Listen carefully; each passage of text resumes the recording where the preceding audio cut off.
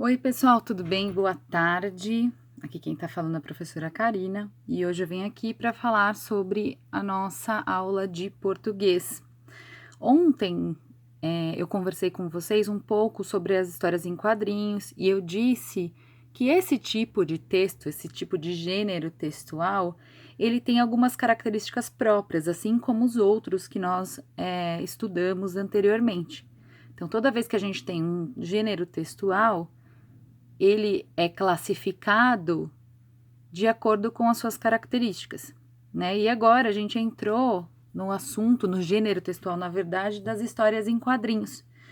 Então, olha só, existem basicamente dois gêneros textuais que contam histórias por meio de uma sequência de quadrinhos. Então, a gente tem lá as histórias em quadrinhos, que compõem narrativas mais longas, geralmente mais de 5 quadrinhos, tem com a sucessão maior de acontecimentos. Aqui ele cita uma história do Bidu, né? Mas nós tivemos uma história do Cascão e do Cebolinha, que era um pouquinho mais longa, que foi a história que a gente viu ontem e eu fiz a leitura para vocês durante a aula. Então, devido à quantidade de quadros, são lidas da esquerda para a direita, de cima para baixo. Então, tem uma ordem certa para você fazer a leitura e compor a sequência da história. E o outro que usa quadrinhos são as tirinhas, que compõem narrativas curtas com até 5 quadros. Então, para considerar tirinha, ela corresponde o quê? A uma história mais curta, certo? Então, a tirinha, ela pode ter, por exemplo, 2 quadrinhos só, 3, né? Mas ela vai ter até 5 quadrinhos, tá? Como o próprio nome indica, são publicadas como uma tira única, na horizontal ou, menos comum, na vertical. São lidas da esquerda para a direita ou, no caso das tirinhas verticais, de cima para baixo. Então, respeita uma ordem. Apesar das diferenças quanto à expressão e ao formato, as histórias em quadrinhos e tirinhas apresentam o que elas apresentam em comum. Vamos ver. A sequência de quadros que narram uma história, combinando com o texto e as imagens, os elementos básicos de uma narrativa, então o enredo, os personagens, o tempo, o espaço e o desfecho, que seria o final da história. O fato de que cada parte da história é apresentada dentro de um quadro, o desenho dos cenários e personagens compondo as cenas, as falas dos personagens, usualmente curtas, escritas dentro de balões. Isso aqui é muito importante na característica. Os diálogos, os pensamentos, o que é usado nos balões, enfim, eles são, desculpa, gente, eles são curtos, tá? Você não vai ver grandes parágrafos escritos dentro dos balões, mesmo que tenha uma narração, tá? Então, sempre vão ser frases curtas, perguntas, um diálogo mais contínuo. O fato de serem publicadas em jornais, revistas e na internet. E faltou essa aqui, deixa eu voltar aqui, ó. Balões com formatos diferentes para representar, além de falas, o pensamento dos personagens, sons e ruídos, tá? Então, isso também é uma característica muito marcante nos gibis. Então, aqui tem 2 quadrinhos, né, mostrando alguns formatos. Então, aqui, ó, quando a gente estava lendo a história do Cascão e do Cebolinha, balões com pontilhado, tá? Então, indica o que pra gente? Ele vai indicar que ele tá falando baixo, ele tá sussurrando, porque nesse momento ele não queria acordar o Cascão. Então, eu tenho um balão de pontilhado, então vai indicar que ele tá falando baixinho, tá? Contando um segredo, alguma coisa desse tipo. Então, vamos ver aqui. No próximo quadrinho, ó lá, ele também está rindo, mas rindo baixo. Então, por isso, o balão também apresenta pontilhado.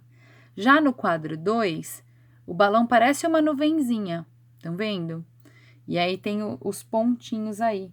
Esse balão, ele vai indicar que ele está pensando, né? Então, ele não está falando, ele está pensando sobre, no caso, nessa história em quadrinhos, ele está pensando que dia é hoje, né? Como a gente viu ontem, o Cebolinha ficou muito curioso para saber que dia era hoje, que tanto o Cascão falava. Aqui, olha só, tem uma tirinha, e nessa tirinha não tem falas, mas as cenas nos indicam perfeitamente o que está acontecendo. Então, olha lá, o Cascão se machucou o joelho, o Cebolinha corre para trazer ajuda, traz a caixinha de primeiros socorros, só que é uma tirinha de humor. E ele vai e tampa com esparadrapo a boca do Cascão para ele parar de gritar em vez de cuidar do machucado, né? Então, é uma apresentação com humor. Então, olha só, outra parte. Os traços, as estrelinhas e as linhas horizontais, as chamadas linhas cinéticas, que você acabou de ler na tirinha do Cebolinha e do Cascão, são exemplos de recursos gráficos. Então, são recursos, símbolos, desenhos, né? Olha lá, tá escrito aí. Que indicam sensações, movimentação, os sentimentos da personagem, tá? Então, esses sinais, esses recursos gráficos são os desenhos, os elementos que compõem o texto. Os balões, eles são usados para representar a fala ou os pensamentos, como a gente viu, e o formato dos balões dá qual é a expressão, né, que eu quero passar através da leitura. Então, olha só, aqui tem alguns tipos, ó, para vocês verem. Eu concordo, olha lá, ela está falando, é uma fala normal, então eu uso esse balão que é contínuo, né, mais arredondadinho, ovalzinho. Aí, um pensamento, uso o balão de nuvenzinha. Um som elétrico, né, usa o balão que parece que tem um monte de raiozinhos. Um grito, ou quando a pessoa está muito brava, usa também esse balão que tem como se fossem uns raiozinhos, né? Ele é mais pontudo. Esse de choro é difícil a gente ver, mas olha que interessante. É um balão que parece que está escorrendo, né? Como se as lágrimas estivessem escorrendo. E o do cochicho, no final, é aquele balão que nós vimos que é feito de pontilhados, né? Ou pontilhados ou tracinhos, tracejado. E aí, nós temos aqui as onomatopeias, que ontem eu acabei falando um pouquinho, que são as palavras que traduzem sons de algumas coisas, de uns elementos que estão acontecendo na história. Então, se alguém bate na porta, tem o toque-toque. Se alguém tá chorando, buá. Se tem um trovão, cabrum, né? Então, essas palavras que estão traduzindo os sons, a gente chama de onomatopeias. Tudo bem? Então, depois nós vamos conversar mais sobre as onomatopeias numa próxima videoaula para vocês, tá bom?